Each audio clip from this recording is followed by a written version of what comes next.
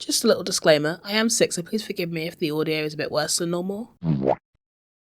But my setup is also slightly improved, so maybe it evens out.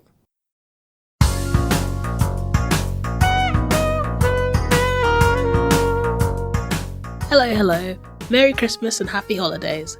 I hope you've all had a chance to put your feet up and do F-all for a bit. Today, we're making Rainworld themed gingerbread creatures.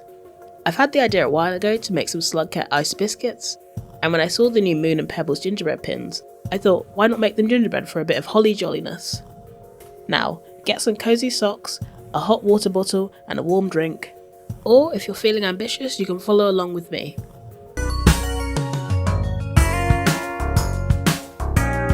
So, I knew that I wanted to make a gingerbread for each character, so I started by drawing the designs. I didn't want to stray too far from the classic gingerbread look, and wanted to avoid just drawing the characters on top of the biscuits, since that wasn't really what I was going for. I came up with 3 potential designs that I liked, and decided to leave it to my patrons to pick one. The classic with wiggly lines and buttons, plain with a little icing accessory, or paws, which is more of a silly option, but would be cute. The classic gingerbread one was 63%, so I went ahead with designing each character. Survivor and Monk was straightforward from the base I made, same with Hunter aside from a battle scar. Gourmand was actually quite interesting, as it was quite hard to keep them looking like a gingerbread man, whilst making them more rotund, but I think the end result was quite funny. For Artificer I decided to add some burns, which will be regular dough with added cocoa powder to make it darker, at least in theory. Rivulet will have coloured icing for the eyes to avoid anything too uncanny, as well as some iced on gills. Spearmaster will be a bit thinner with spiked ears. Saint has some added fur on the base, with a sour belt tongue. Watcher is probably the most ambitious of these. I'm going to try and make them one of those aquarium cookies with a see-through middle to show their invisibility powers. Imp will just have some beautiful eyes. And for looks of the Moon and 5 Pebbles, I'll be imitating their pin designs, only changing Moon's moon to a jelly top. I also planned out a few extra bits, a karma flower, batfly, blue fruit, vulture mask, neuron, some spears, a mark of communication, and a slime mould. You know, I've always wanted to eat one of those. Oh, and I also made a green lizard.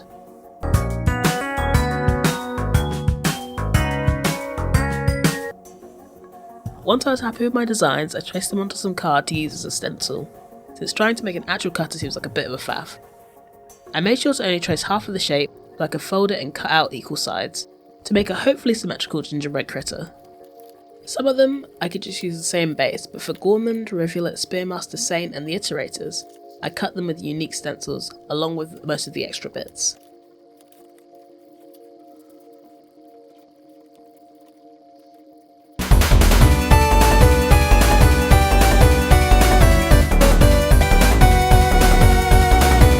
It's time to bake! In the process of baking these gingerbreads, I actually made 2 batches because the first ones were kind of not great, at least for what I wanted to do. It tasted nice, so I adjusted the recipe as the original had way too much spread, which is why you'll see later that Gorm, Riv, Artie and Spearmaster look a bit different. But I didn't have enough dough to make them again, so we'll just have to live with that. But essentially I reduced the butter, syrup and baking powder. Now, the ingredients we'll need to make these gingerbreads are 255 grams of flour, 1 teaspoon of bicarbonate of soda, 48 grams of unsalted butter, 100 grams of soft brown sugar, 75 grams of golden syrup, a drop of vanilla, some salt, cinnamon, and most importantly, ginger. These last ingredients are up for preference, but personally I used a pinch of salt, a teaspoon of cinnamon, and 2 teaspoons of ginger.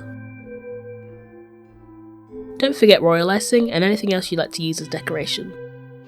But before I even think about touching a single bloody ingredient, I wash my grubby mitts, and with that we can start baking for real.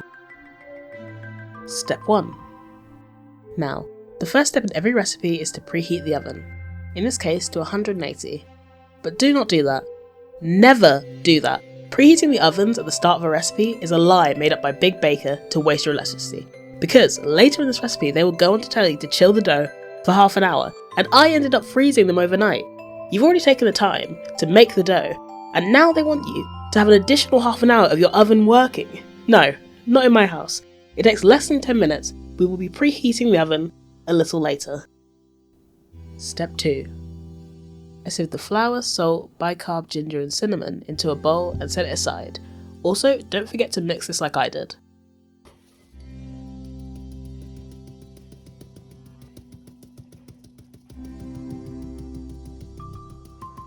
Six and a half hours later.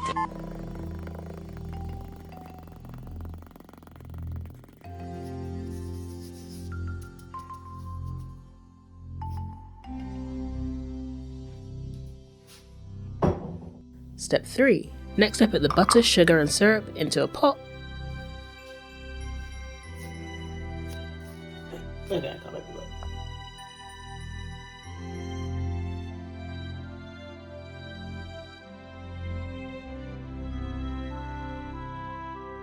And put it on the hob on medium.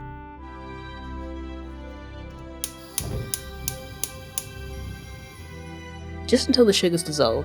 An important note about this step: if you heat it for too long, you will create a caramel, which is all well and good, but putting a caramel into a biscuit will create a rock-hard, tooth-shattering gingerbread.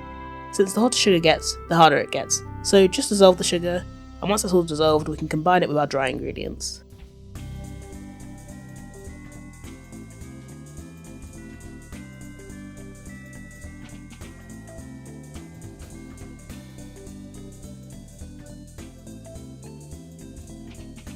Step 4.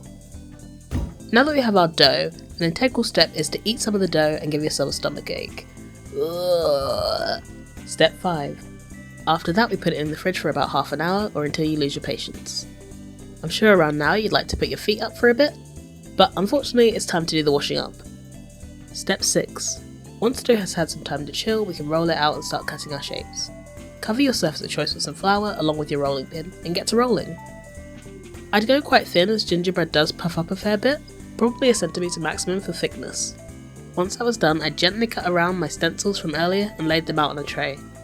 Sorry there's not a ton of footage of this, cutting them out like this was really annoying, and in hindsight I would have just stuck sluggy features to a regular cutter, but then again that would be a lot less fun. Step 7. Importantly, I chilled them again overnight in the freezer to reduce distortion from cooking as much as possible, but really 15 minutes in the fridge is more than enough for regular shapes. I was taking the gingerbread man out to the fridge and look at this tiny little slug. Oh my goodness, he's so cute. He's so small. That's the raindrop next to him. He's so tiny. Look at this little guy. Oh my god. Step 8. And once my cutouts are chilled to my liking, now and only now will I preheat my oven. Step 9. Once it's up to temperature, I bake my biscuits for about 8 minutes. Step 10. Once they were done, we could set them on a cooling rack to cool.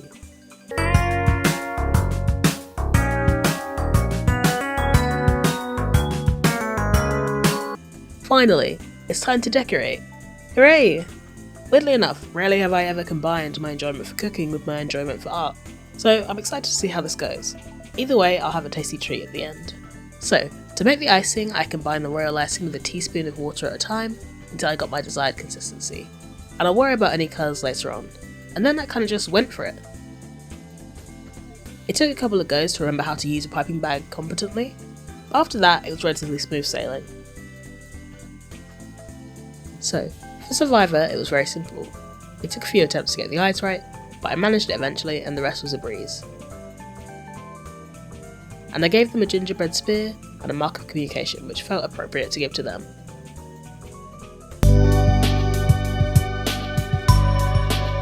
Monk was pretty much the same, but for some reason I could not for the life of me get the eyes symmetrical.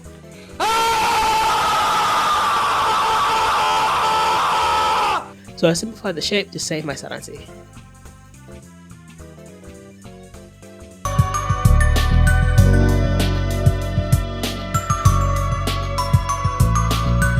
Hunter was very easy, as I was getting the hang of it now.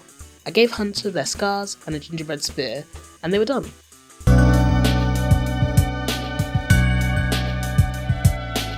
So, Gourmand is a bit more round than intended, but, you know, he's got wabi-sabi.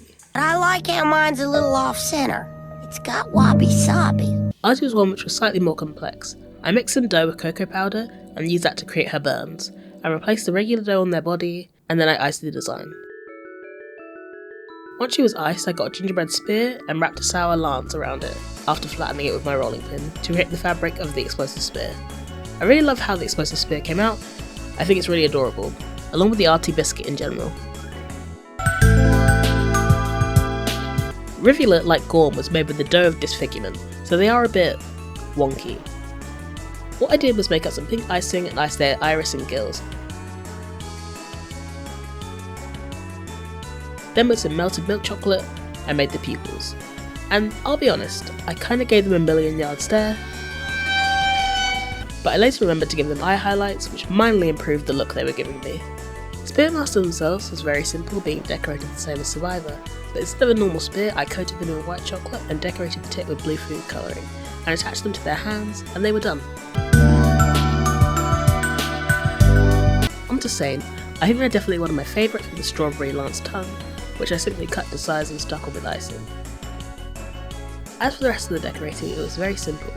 I decided to outline their face and fur to better define the shape, and I used a smaller hole for the piping bag to make it clearer. So for the watcher, I was quite happy with the idea of using some hard sweets to create transparency on the biscuit to represent their powers. But I won't lie, this honestly looks really stupid. But for some reason it really warms my heart despite that, and I really love it. For the base, I simply gutted a Survivor cutout. I did break it in a couple places, but I wasn't too worried about it, as I knew it would likely melt back together, or I could use some icing to repair it. The way I did the innards was by using fox mints. I unwrapped a few and placed them in a plastic bag and crushed them with a rolling pin. I wasn't sure if I was going to bust through my table, so I did this outside. Once I had my tiny little crystals,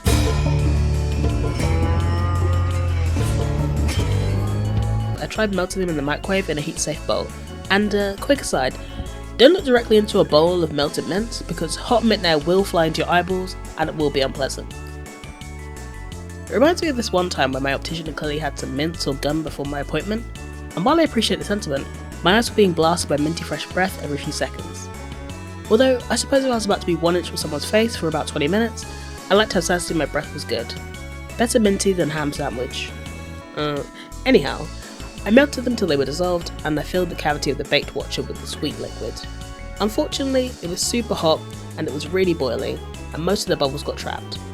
Half of me thought I could leave it as is, and half of me was creeped out by all the bubbles. I tried popping them, but the foxes had cooled down way too much at that point. I probably could have left it, but I attempted to warm it again, which, while allowing me to repair the bubble problem, caused the sugar to overheat, discolour, and burn. For some bizarre reason, I attempted to salvage it, but no girl, it's over. It's so over. But I did what I should have done from the start and put the crushed sweets into the biscuit and melted it in the oven. It's working. Yes, it's working. This worked a million times better, and while there were still bubbles, it wasn't too many, and I think it looks way better. Once that was done, I iced on their features and made some little icing stars, which I stuck on as well as piping on some additional ones. Lastly, I added some gold luster dust to match the official art of the watcher.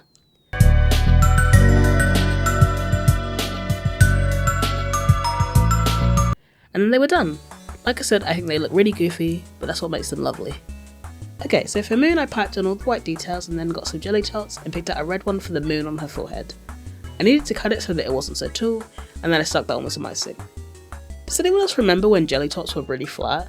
I swear they used to be way shorter and way wider than this classic more gumdrop shape.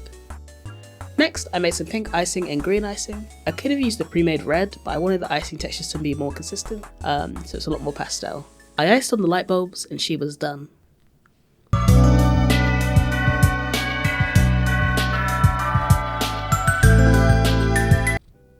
Pebbles was much of the same, but this time I did actually use the pre-made icing to add his markings, as the tip was the perfect size. And I used the remaining green for the pine tree on his jumper.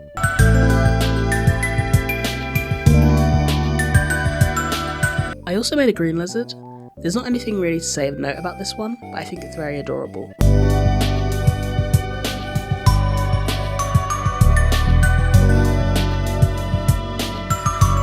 So, this is something I made.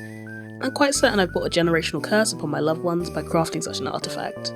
The eyes are chocolate, and I used red and pink icing. Okay, now get that thing off the screen.